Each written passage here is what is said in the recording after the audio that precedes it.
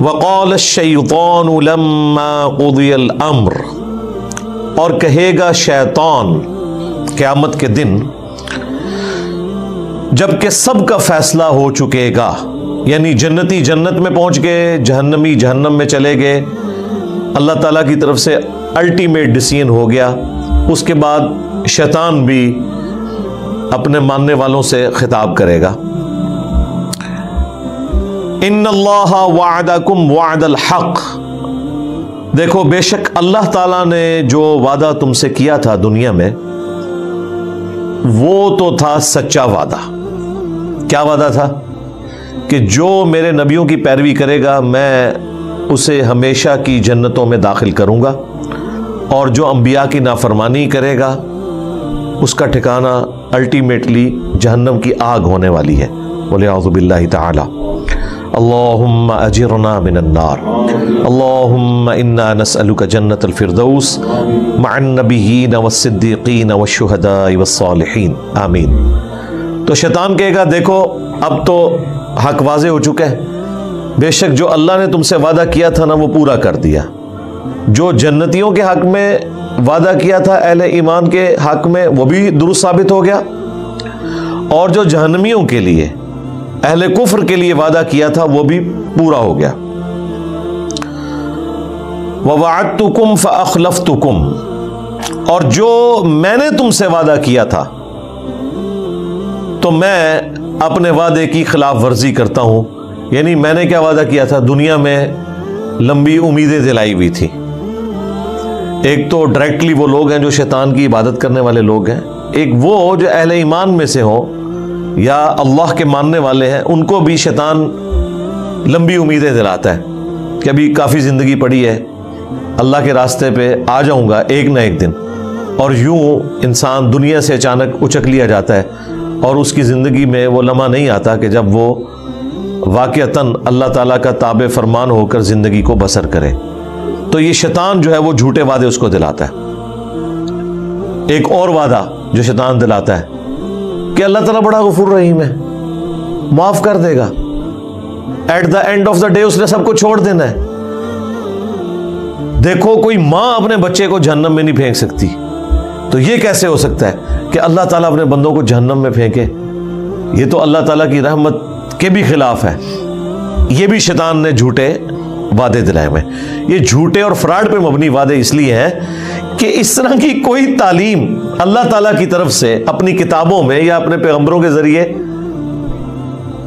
انسانیت تک نہیں پہنچائے گی۔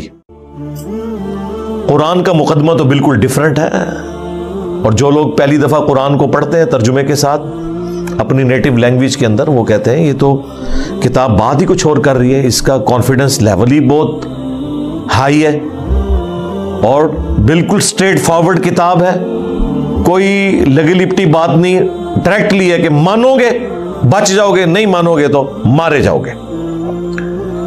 لیکن شیطان پھر جو غلط امیدیں لوگوں کو دلاتا ہے، اور یہ امید کبھی وہ شخص نہیں اس کے پیچھے چلے گا، اس جعلی اور جھوٹی امید کے پیچھے، جس نے قرآن پڑھا ہوا ہے، الا یہ کہ کوئی آنکھیں بند کر لے، ورنہ قرآن کا مقدمہ بالکل ون سائیڈڈ ہے۔ قرآن پڑھنے والا کبھی بھی اس رزلٹ پہ نہیں پہنچے گا کہ اللہ تعالیٰ نے سب کو چھوڑ ہی دینا ہے۔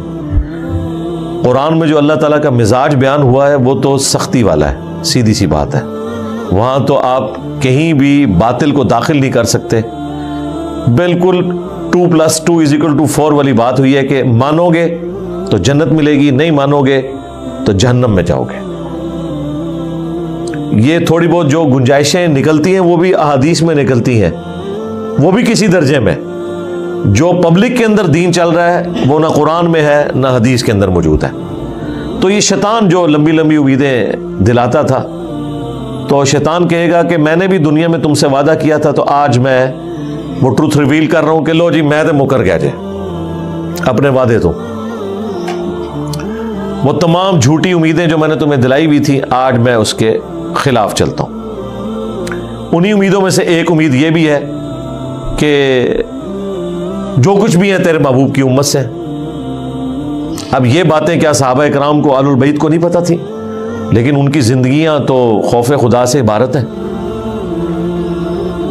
خود اللہ کے محبوب صلی اللہ علیہ وآلہ وسلم نے جس سختی کے ساتھ اپنی امت کو سمجھایا ہے وہ تو بالکل ون سائیڈڈ مقدمہ ہے. بخاری مسلم دونوں میں حدیث ہے.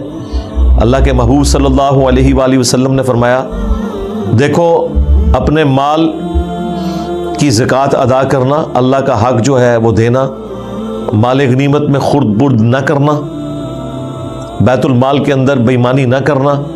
ایسا نہ ہو کہ قیامت کے دن تم میں سے کسی شخص کی گردن پہ اونٹ سوار ہو اور وہ چیخ رہا ہو اغثنی یا رسول اللہ, یا رسول اللہ میری مدد فرمائے, میں تمہارے کچھ کام نہیں آؤں گا, میں نے جو کچھ بتانا تھا تمہیں دنیا میں بتا دیا.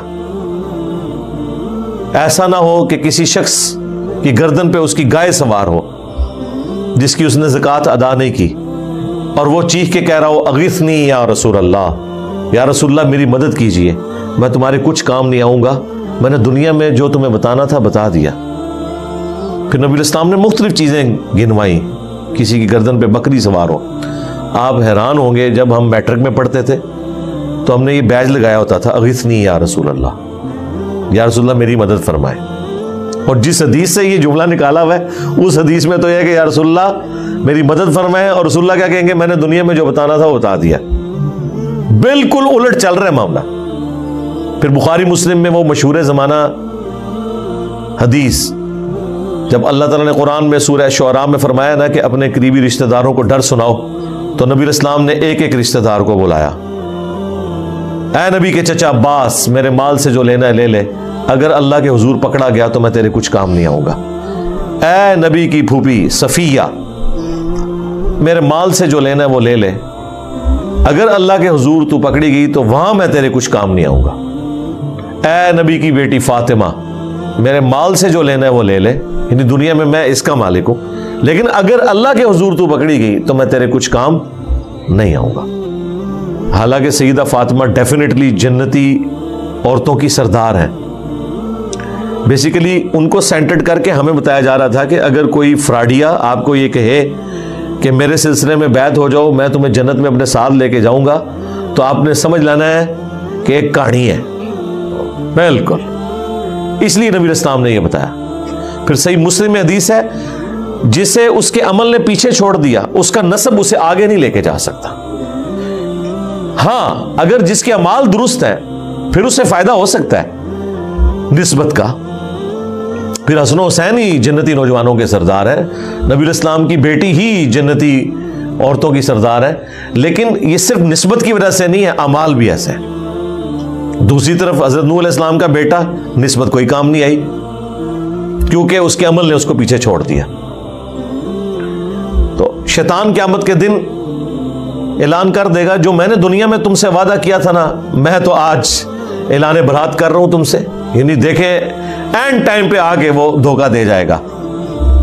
ہمیں تو ویسے دنیا میں ہی پتا ہے, اور یہ اللہ تعالیٰ کی شفقت ہے کہ اس نے اس دنیا میں آخرت کی فلم چلا دی ہے. یعنی یہ ہونے کے بعد اگر پتہ چل رہا ہو تو انسان کہے گا کاش مجھے دنیا میں پتہ چل جاتا نا تو میں اپنا راستہ درست کر لیتا. تو سرکار دنیا میں پتہ چل چکا ہے, پیپر آؤٹ ہو چکا ہے, اس کے جوابات بھی بتا دیے گئے ہیں. صرف پیپر نہیں آؤٹ ہوا, جواب بھی بتا دیے گئے. اب کوئی شخص خود ہی بدبخت ہے کہ وہ پیغمبروں کا راستہ چھوڑ دے اور شیطان کے راستے کے اوپر چلے. ابھی تو جناب ذرا اگلے الفاظ سنیں, وما کان لی علیکم من سلطان, اور مجھ میں تو ایسی کوئی قدرت نہیں تھی تمہارے معاملے میں کہ میں تم پر کوئی زور زبردستی کر سکتا, الا ان دعوتکم, سوائے اس کے کہ میں تمہیں دعوت دیتا تھا. لے جی یہ مقدمہ بھی بالکل کلیئر ہے کہ جو لوگ دنیا میں کہتے ہیں کہ ہم سے شیطان نے یہ کام کروایا اور اس کی پلی لیتے ہیں, کیا خود ہوتا ہے. شیطان نے اس حوالے سے تو کروایا ہوتا ہے کہ وہ دعوت دیتا ہے, اس حوالے سے شیطان نے نہیں کروایا ہوتا کہ وہ زبردستی کرواتا ہے. یہ ذہن میں رکھیے گا, وہ صرف دعوت دیتا ہے.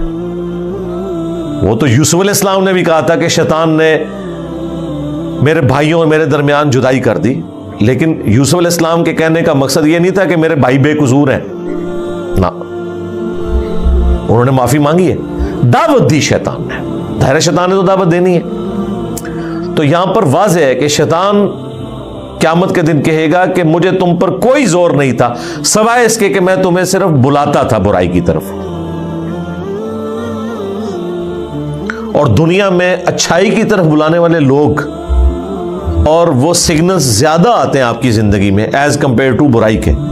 अगर आप लिस्ट डाउन करें अपने बचपन से लेके जवानी तक, माँ बाप, रिश्तेदार, टीचर्स, दोस्त, अहबाब, ज्यादातर लोग आपको अच्छाई की तरफ बुला रहे होते हैं। वो लोग भी जो खुद बुराई पे चल रहे होते हैं ना, वो भी आपको अच्छाई का ही दर्स दे रहे होते हैं। तो सिग्नल्स तो वहां से भी आ रहे होते हैं। ये तो इंसान की अपनी मर्जी है ना कि वो अच्छा सिग्नल लेता है या बुरा सिग्नल लेता है। तो शैतान सिर्फ दावत देता था दुनिया में, जोर कोई नहीं था। इसको मैं एक मिसाल से समझाता हूं अक्सर कि अगर जमीन और आसमान के सारे शयातीन मिलके सबसे बड़े बेनमाजी को भी नमाज पढ़ने से रोकना चाहें और दूसरी तरफ गवर्नमेंट की तरफ से अनाउंसमेंट हो, जो मस्जिद की पहली सफ में जमात से नमाज अदा करेगा उसे $1000 दिए जाएंगे, दूसरी सफ वाले को $500, तीसरी सफ वाले को $300।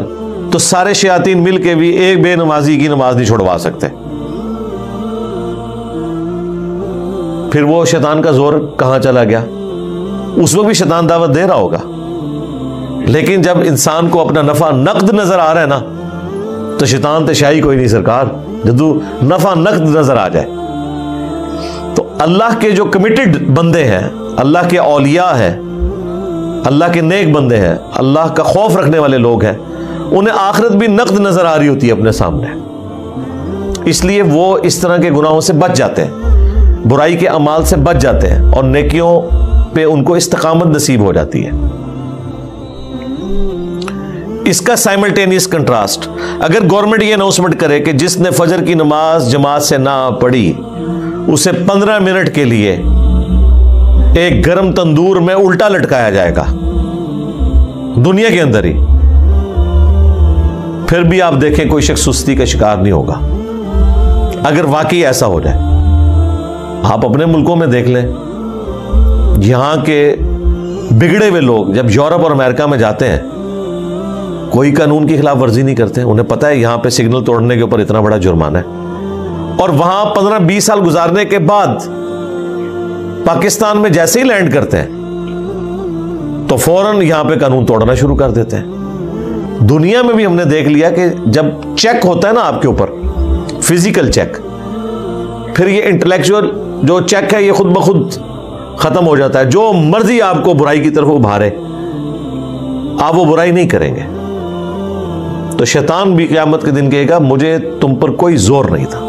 आज तक कभी ऐसा नहीं हुआ कि कोई शख्स नमाज पढ़ने के लिए मस्जिद में जाए और उसके सामने शैतान फिजिकली मस्जिद के दरवाजे पे खड़ा हो और कि मैंने तुम्हें अंदर नहीं जाने देना, नेवर, या वो बाजू से पकड़ के कहीं और फेंक दे। ऐसा कभी भी नहीं होगा, उसे जोर ही कोई नहीं है। और यह भी नहीं होगा कि अजान की आवाज सुनकर ऑटोमेटिकली आपके कदम मस्जिद की तरफ चल पड़े। हाँ, वो अल्लाह ने आपको इख्तियार दिया हुआ है, उसी के बदले आपको जन्नत मिलने वाली है। इतना आसान काम होता तो फिर टेस्ट तो खत्म हो जाता, फिर जन्नत और दोज़ख वाला मामला तो खत्म हो जाता। बुखारी मुस्लिम में हदीस है, अल्लाह ताला ने जन्नत को नागवार चीजों से ढांप रखा है और दोज़ख को खुशगवार चीजों से ढांप रखा है। यानी जन्नत तक पहुंचने के लिए आपको नागवार चीजों का सामना करना पड़ेगा। नमाजों की मुशक्कत, गुस्ल की मुशक्कत, रोज़ों की मुशक्कत, हलाल और हराम में तमीज़ करने की मुशक्कत, ये सारी नागवार है तबीयत के ऊपर चीज़ें। और जहन्नम को अल्लाह ताला ने खुशगवार चीज़ों से ढांप रखा है। यानी तमाम शहवात, गुनाह के काम जिनमें दुनिया में अल्लाह ने लज्जत रखी हुई है, वो हमारे टेस्ट के तौर पे वो जहन्नम यानी दोज़ख में ले जाने वाली है। और इसकी एक्सप्लेनेशन उस हदीस से होती है, मशहूर ज़माना, जामिया तिर्मिज़ी, अबू दाऊद, निसाई, इब्न माजा में हदीस है حضرت جبرائیل علیہ السلام کو اللہ تعالیٰ نے فرمایا جب جنت کو پیدا کیا کہ جا کے جنت کو دیکھ کے آؤ. جب وہ واپس آئے انہوں نے کہا یا اللہ مجھے نہیں لگتا کہ کوئی شخص تن من دھن نہیں لگا دے گا اس جنت میں پہنچنے کے لیے. کوئی ایسا شخص نہیں ہوگا, سارے کے سارے اس جنت کے لیے کوشش کریں گے.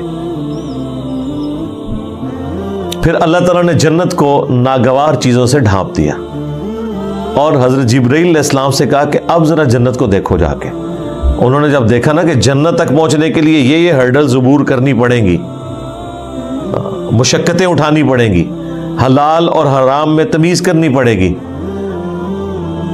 واپس آئے تو اللہ تعالیٰ نے فرمایا کہ سنا. انہوں نے کہا یا اللہ مجھے نہیں لگتا کہ کوئی شخص جنت میں پہنچنے میں کامیاب ہوگا, جتنا مشکل ٹیسٹ رکھتی ہے.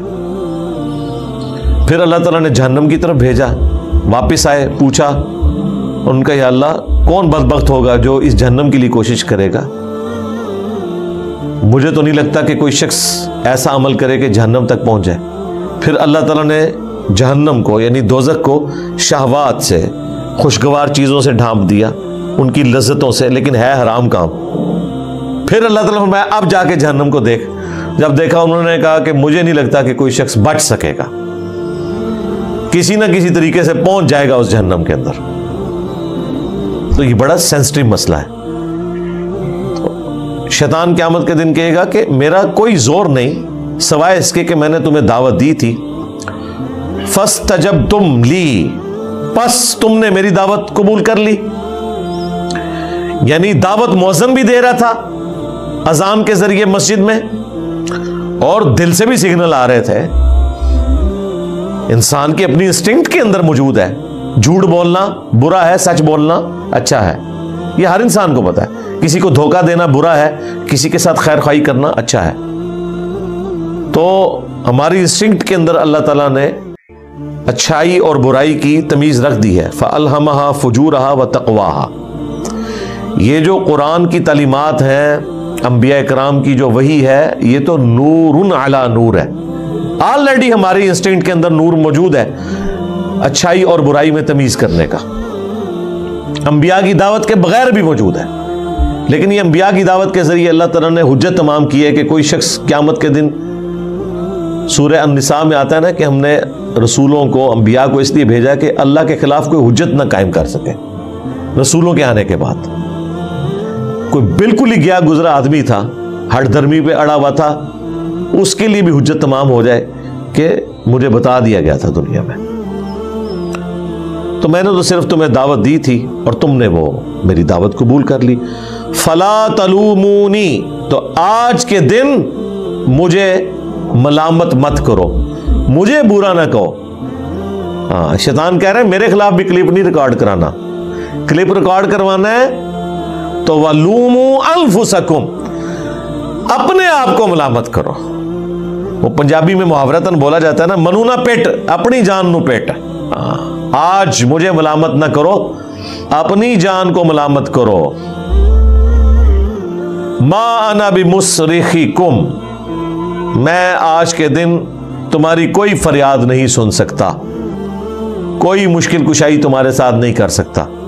وما انتم بمصرخی, اور نہ تم کوئی میری مدد کر سکتے ہو. دیکھ لیں بالکل اس نے سب کچھ چھوڑ دیا. اگر کوئی امید بھی تھی کسی شیطان کے اوپر تو وہ بھی ختم ہو گئی. یہ شیطان وہ بڑا شیطان بھی ہوگا اور اس کے جتنے چیلے ہیں وہ بھی شیاطین. ان بزرگوں کے بارے میں بھی آیا ہوا ہے سورۃ الاعراف کے اندر کہ جب کبھی بھی کوئی امت جہنم میں داخل کی جائے گی تو وہ اپنے بزرگوں کے اوپر لعنت بھیجے گی اور کہے گی اے اللہ ہمارے بزرگوں کو ڈبل عذاب دے کہ ان کی وجہ سے ہم گمراہ ہوئے. اللہ تعالیٰ فرمائے گا تم دونوں کے لیے ڈبل عذاب ہے. اور جب وہ جہنم میں پہنچیں گے تو ان کے پھر بزرگ کہیں گے ہاں بھائی کوئی فائدہ تو نہیں ہوا, دیکھو تمہارے لیے بھی ڈبل عذاب ہے. سورۃ العذاب میں بھی آیا اینڈ پہ جا کے, کیونکہ ہر آنے والا اپنے بعد آنے والے کے لیے تو بزرگ ہی ہے نا, اس کے لیے وہ غلط لیگیسی چھوڑ کے جا رہا ہے نا. انی کفرت بما اشرکتمونی, بے شک میں کفر کرتا ہوں, اس معاملے میں انکار کرتا ہوں جو تم میرے ساتھ شریک ٹھہرایا کرتے تھے من قبل، آج سے پہلے، یعنی میں اس کا بھی انکار کرتا ہوں.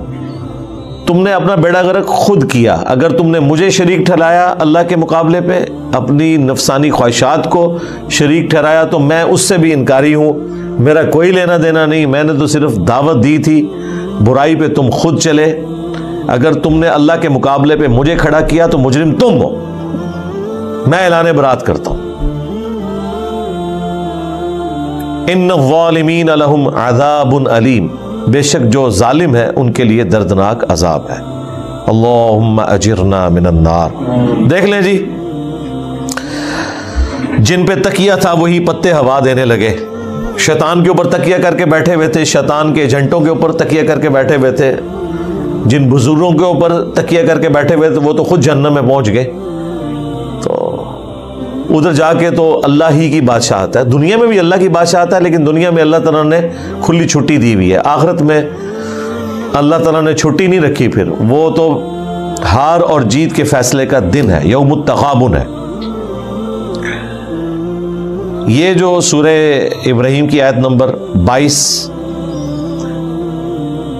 یہ آلموسٹ میں نے آدھا گھنٹہ اس کے اوپر گفتگو کی ہے، صرف اس لیے کہ یہ قرآن حکیم میں اہم ترین مقام ہے. شیطان کے حوالے سے جو مارکیٹ کے اندر عقائد اور نظریات پھیلے ہوئے ہیں نا، ایک آیت ان تمام عقائد اور نظریات کو غلط ثابت کر دیتی ہے. اکثر لوگ اپنے گناہوں کا، اپنے جرائم کا وبال شیطان کے اوپر ڈالتے ہیں. یا اللہ تعالیٰ نے الٹیمیٹلی شیطان نے جو ٹروتھ ریویل کرنا ہے قیامت کے دن وہ دنیا میں بتا دیا. اس کے باوجود اگر کوئی شخص اپنی برائی کو شیطان کے اوپر ڈالتا ہے تو وہ اپنے آپ کو دھوکہ دے رہا ہے. اس اعتبار سے تو ڈالا جا سکتا ہے کہ وہ برائی کی طرف بلانے والا ہے. وہ تو شیطان بھی ہے، ہمارا نفس بھی ہے، لیکن وہ اللہ تعالیٰ نے بیلنس کیا ہے. صحیح مسلم میں حدیث ہے کہ ہر شخص کے ساتھ اللہ تعالیٰ نے ایک فرشتہ اور ایک شیطان، جن اٹیچ کیا ہوا ہے. فرشتہ اسے اچھائی کی طرف بلاتا ہے اور شیطان یعنی جن وہ برائی کی طرف بلاتا ہے. تو اللہ نے بیلنس کیا ہوا ہے. دعوت دونوں طرف سے آ رہی ہے. آپ کوئی اچھائی کا کام کریں، اندر سے آپ کو تھپکی ملتی ہے کہ بڑا اچھا کام کیا، اگرچہ آپ کو اس کے لیے مشقت بھی اٹھانی پڑے، لیکن دل سکون پکڑتا ہے کہ یار نہیں، یہی کرنا چاہیے تھا. خیر ہے، اللہ تعالیٰ اجر دینے والا ہے. یہ فرشتے کے ذریعے تھپکی ملتی ہے. اور اگر برائی کا کام ہو جائے تو دل جو ملامت کرتا ہے کہ غلط کام کیا، ایسا نہیں کرنا چاہیے تھا، تو فرشتہ اللہ نے ساتھ اٹیچ کیا ہوا ہے. اسی صحیح مسلم کی حدیث میں جب ایک صحابی نے جرت کر کے پوچھا، یا رسول اللہ آپ کے ساتھ بھی شیطان اٹیچ ہے؟ آپ نے فرمایا ہاں میرے ساتھ بھی شیطان اٹیچ تھا، لیکن اللہ نے اس سے میرا مطیع کر دیا، وہ مجھے اب نیکی کی طرف ہی بلاتا ہے. یعنی نبی علیہ السلام کے ساتھ جو شیطان اٹیچ تھا وہ مسلمان ہو گیا.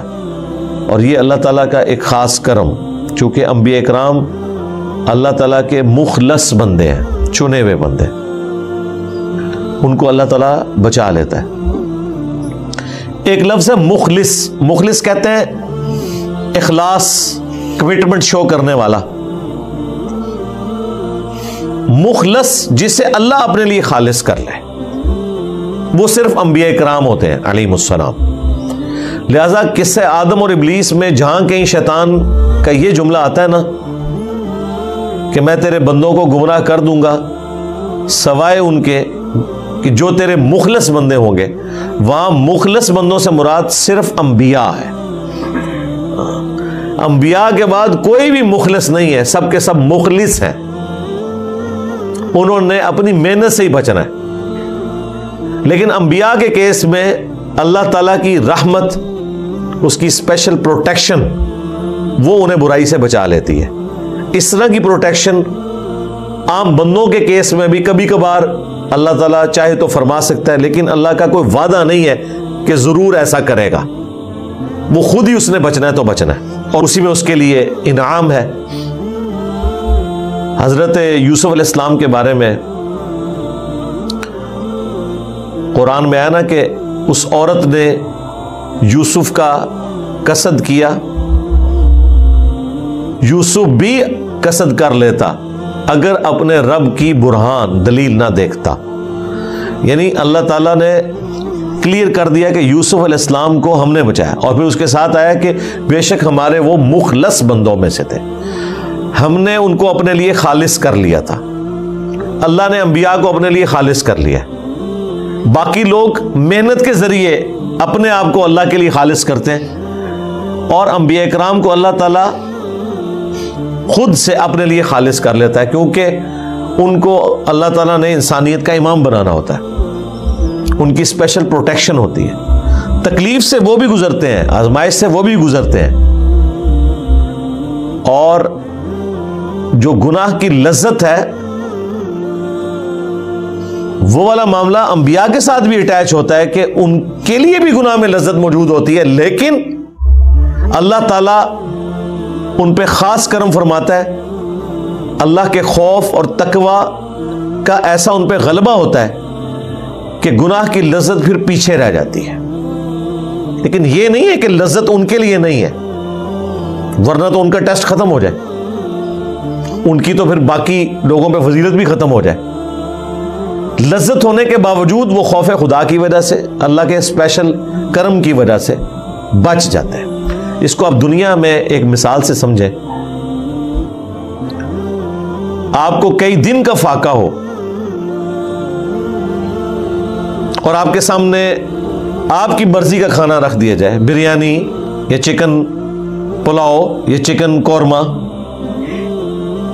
جیسے ہی آپ روٹی کو ہاتھ لگائیں اور کوئی کلین شیف بندہ آ کے آپ کے کان میں کہہ دے کہ یہ جو علماء نے آپ کی دعوت کی ہے نا, اس کھانے میں زہر ملایا ہوا ہے, آپ کو نہ علماء کی داڑھی نظر آئے گی نہ پگڑی, بھلے جھوٹی خبر بھی ہو, آپ یہ بھی نہیں کہیں گے نہیں اتنے بڑے بڑے بزرگ کیسے جھوٹ بول سکتے ہیں, میں کھا کے چیک کروں گا.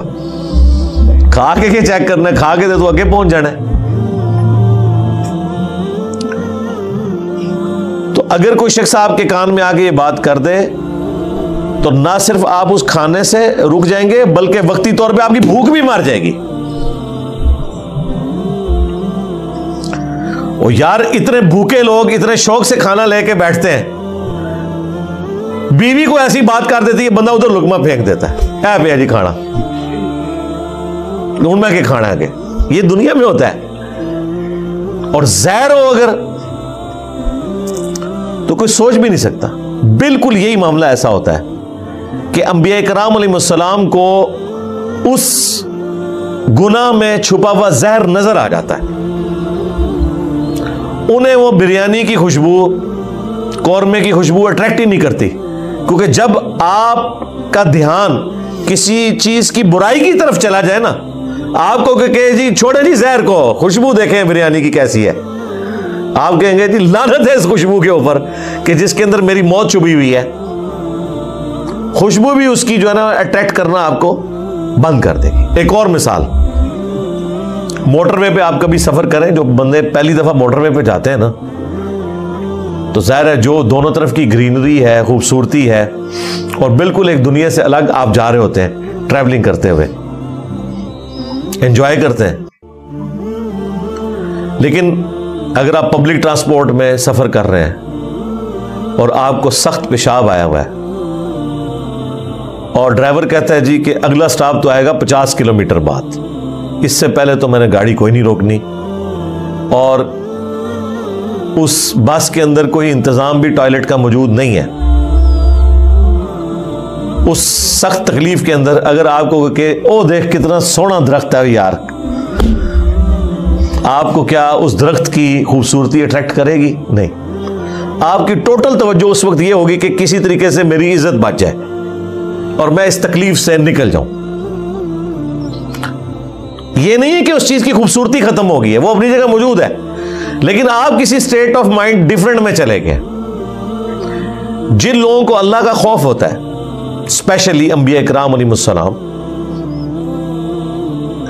وہ گناہوں سے بچتے اس لیے ہیں کہ اللہ تبارک و تعالی ان کے اوپر ان چیزوں کی حقیقت کھول دیتا ہے. صحیح بخاری میں حدیث ہے, ایک یہودیہ نے نبی علیہ السلام کی دعوت کی اور اس کے اندر زہر ملا دیا. چھوٹا گوشت تھا, بکری کا گوشت, اور آپ بڑے شوق سے تناول فرماتے تھے. آپ نے جیسی بوٹی اپنی زبان پہ رکھی, اس بوٹی میں سے آواز آئی کہ مجھ میں زہر ہے، تو نبی الاسلام نے وہ تھوک دی، لیکن اس سے پہلے کچھ صحابہ کھا چکے تھے، وہ شہید ہو گئے۔ ابو داؤد میں آتا ہے کہ ساتھ ساتھ پھر اس عورت کو بھی قتل کروایا گیا۔ البتہ نبی الاسلام کی زبان پہ رکھنے کی وجہ سے اس زہر کا اثر آپ کے اندر چلا گیا، اور پھر 4 سال کے بعد جب نبی الاسلام کی وفات کا وقت قریب آیا تو اللہ تعالیٰ نے اس زہر کو واپس کیا، اور آپ کی ڈیتھ اس زہر کے اثر کی وجہ سے ہوئی۔